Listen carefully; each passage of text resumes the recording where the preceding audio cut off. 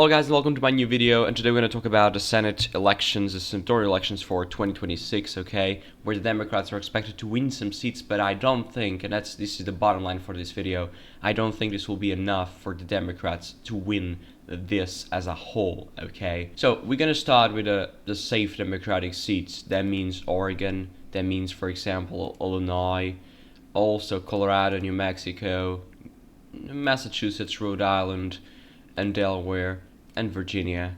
Okay, those are the safe Democratic seats, also Minnesota, and the Democrats are at 43. The point I'm making is I didn't choose New Jersey because even though it's a safe Democratic, it's still a state that has been in a transformation to the Republican Party in the last few years. And even though this could not mean anything, because we saw in 2025, just a couple of weeks ago, the Democrats did a very great job winning a lot of stuff in New Jersey, actually beating the Phil Murphy's margin from 2021, 2017, which was surprising, at least for myself. The margin was very big. Mikey Sherrill did a great job turning out voters, especially in Democratic cities, Jersey City, Newark, all of those cities that voted, of course, overwhelmingly for the Democrats, but also in a very great margin in comparison to 2024 turnout. That's why I'm just saying I'm going to stay with New Jersey as safe blue because of that.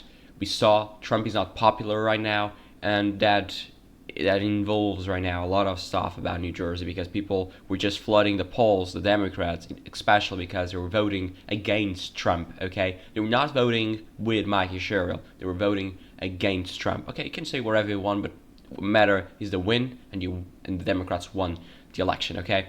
Now for safe Republican, of course, you have Idaho, Montana, Wyoming, South Dakota, Nebraska, Kansas. We'll leave Kansas because I want to talk about Kansas. Oklahoma, Arkansas, Louisiana, Mississippi, Alabama, South Carolina, Tennessee, Kentucky, West Virginia, and we'll see it like that. And Florida, of course.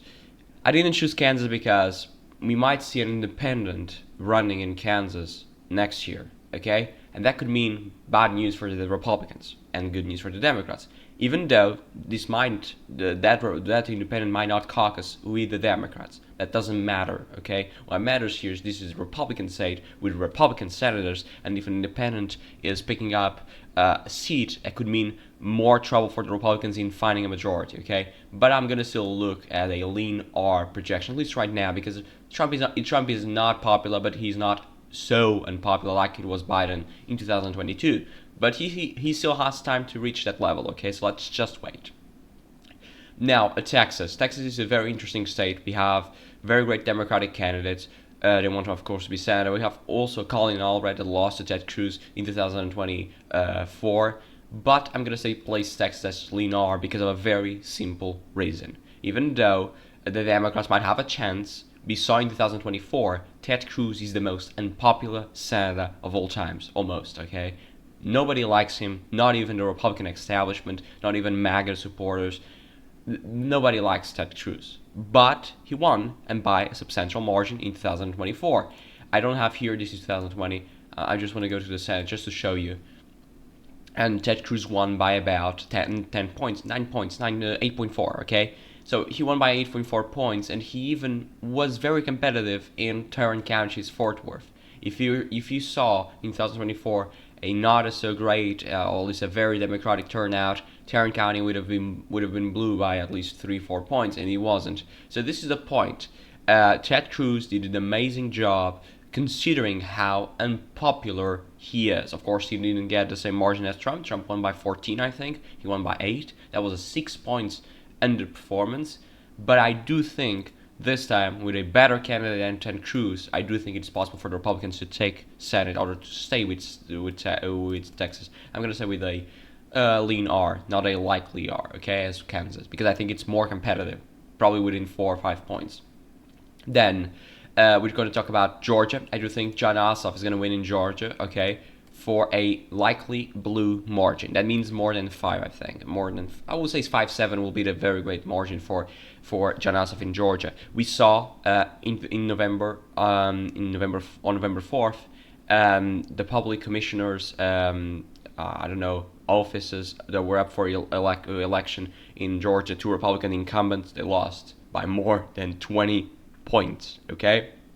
So this is a very important point. That Georgia is also a trending state. It has been trending left, trending blue, if you will, in the last few decades. And as you can see here, in 2020, of course, Biden won it by just 0.3%, and then Trump won in 2024. But what matters here is that Trump only won in 2024 because he was a change and all of that stuff. Right now, he's not, because he's the president, he's the incumbent. That's a different scenario to put it. And Biden won here because it was the same thing. Trump did a terrible mistake managing the pandemic, and I'm going to be much better than him. I'm not going to say that's what happened. That's your opinion, but I'm just saying how people view it, okay? And that's why I think Georgia, with John Ossoff being a quite popular incumbent, I do think it's going to fall into Democratic hands. North Carolina, with Roy Cooper now running for re-election. This is really important. Why? Because I'm going to show it to you. Let's go to the gubernatorial levels. Look, Roy Cooper was a very popular governor of the state of North Carolina. Sometimes being popular in the governorship is not the same as winning senatorial speaking. I know that because we saw Larry Hogan in Maryland. As you can see here, he did better than Trump, but he lost. But he was a very popular governor. He still lost by 12. Trump, I think, lost by 20 something. But this is the point I'm making. He still lost. We also got in Massachusetts not a long time ago. No, it was not this year, but we got in Massachusetts also the same thing regarding a Republican very popular governor. He lost. So this is the point I make. Not always the senatorial level is the same as gubernatorialship level. So this is the point I'm making. But this could mean that we're going to have a competitive race, and I do think, considering the environment that leans to the Democratic Party, considering Trump is the incumbent, he's in the White House, he's not popular, he's doing things that somehow are not very popular to the suburbs, okay? Especially around here in the Research Triangle, around Durham, Orange County, also around Wake County, which is Raleigh, and the suburbs around it, a lot of young population, black population, they tend to vote Democratic by overwhelmingly margins. And I suspect it will turn out considering the situation. So I would say North Carolina is going to be Democratic by a lean margin, okay? So now it leaves 46, 48. We still have 6 toss-ups to go with. Let's just start with Michigan. Even though we might have a not so amazing candidate by the Democratic Party in Michigan, considering the environment, I would say we're going to see a lean Democratic Michigan. Because Michigan is still a state that is the most Democratic state in all the parameters around the blue wall, okay? Apart from Wisconsin is a different story, but Michigan, for example, they have a Democratic governor that's probably going to run for Senate. We don't know yet. But Michigan, as you can see here, still voted Democratic, even though he voted for Trump by 80,000 votes, the biggest win ever in Michigan for Trump. And especially because Michigan has Oakland County suburbs, they're developing very fast, and this means that Republicans are having a lot of difficulties turning out voters here, because the suburbs are not the best for Trump. But you have a lot of suburbs in Michigan. You have Oakland County, have Macomb County, the home of the so-called Reagan Democrats. We also have Saginaw County, very important for the Republicans, because usually whoever wins Saginaw County wins the state of Michigan as a whole. Genesee County also very important, and especially Kent County. This voted for Trump in 2016, voted for Biden, and voted, I think, for a bigger margin in Kamala Harris, which was interesting considering she lost the state and Biden won it.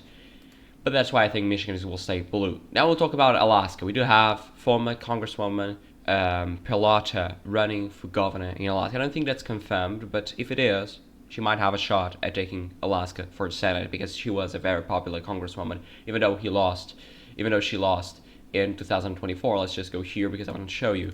It was not an easy environment, but she lost by a very small margin, as you can see here. But it was not an easy environment, so you would say that this was not easy for her to win, even though she did very competitive, even though Trump won like by more than 10. That is why I think if she runs, I'm going to say this is a lean blue, but if she doesn't, it's a lean R. That's what I don't know, to be honest, because we don't know the future and we don't know all the candidates right now. But I would say this is going to stay lean R, because I suspect she will run by the pressure of the Democratic establishment, all of that stuff. So in New Hampshire, Jean Shaheen is going to win, okay? She won in 2020 by a very big margin against Mashner. Of course, this was a very good environment for the Democrats. We're going to have also a very good environment for the Democrats. And New Hampshire has this part here from Concord down to Manchester, down to Nashua, a very Democratic area where the Democrats need to run up the votes. Also here around Hanover, College City, vote Democratic overwhelmingly, and around Portsmouth here, also very Democratic. And the suburbs here down to Massachusetts border, they should vote Republican, or at least by a bigger margin, and we'll see about that. That's why I think this is going to say by a lean R, by a likely R, likely blue margin. We still have 3 left. The Republicans just need 2 out of 3 to get the majority. The Democrats just need 2 out of 3 as well to get the majority. So, Ohio, I think it will stay Democratic, and this is a very important projection by me, because Ohio is really, really, really a state that is voted Republican by a lopsided margin in the last 2 years. Voted for Trump by 11, voted for Trump in 2020 by 8.